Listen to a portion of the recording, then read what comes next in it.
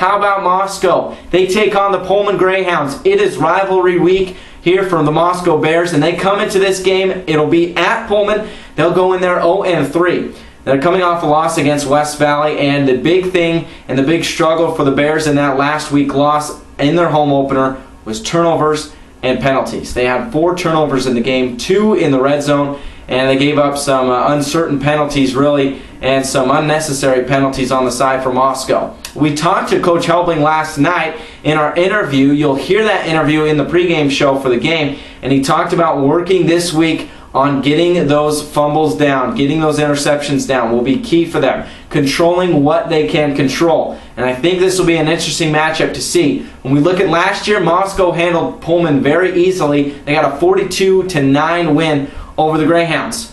Pullman, though, a little bit different of a team. They have a new coach this year, and they've already got a win under their belt. Last year they went 1-9. They already come into their 3rd game of the season 1-1. They opened up their season this year with a 41-32 win against Lakeside, but then they just lost their last game last Friday night, 28-14 against Freeman. So what are the keys really for the Bears? Well, we talked about running the ball a lot, and when you look at that game last week against West Valley, though it was a 30-0 win for West Valley, take away those turnovers, and really Moscow took care of the ball very well. They ran the ball well, they passed the ball well, the receivers that needed to be open were open for Kyle Snyder. So one of the things Coach Helbling talked about were the seniors. They're 2-0 against Pullman, and like he said, they do not want to go 2-1. They want to stay undefeated against Pullman in their career in high school football, and they're looking to go 3-0 against them. So keep an eye on seniors Kyle Snyder.